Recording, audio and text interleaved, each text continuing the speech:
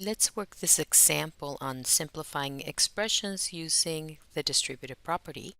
And when you have this subtraction sign in front of a parenthesis like this, there's like understood to be invisible -1 there. You can treat it that way. And you're going to distribute this -1 times both of these terms that are in this parenthesis only. Sometimes students want to distribute this -2a that's here first, but the -2a is not touching that parentheses. That's one of the ways you can think about this. What gets distributed in a parentheses is any number that actually has to touch there on that left-hand side. So ignore the -2a for a minute.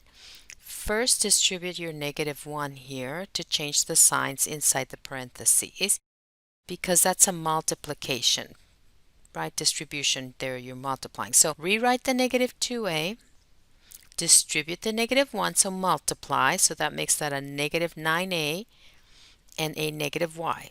And then rewrite the -8y that's already there. So again, when you have a subtraction symbol in front of a parenthesis, as was in our original problem, you can think of there being a -1 coefficient right there, a -1 number right there, and then you're going to distribute by multiplying -1 times 9a, which makes it a -9a, and -1 times positive y, which makes that a -y. Okay, from here on, most students can do this problem. We're just going to combine the like terms.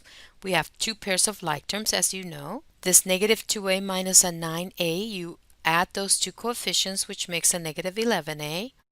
And this -1y minus 8y, you add those two coefficients, which makes that a -9y. Now these two terms are not like terms, so this is your final answer.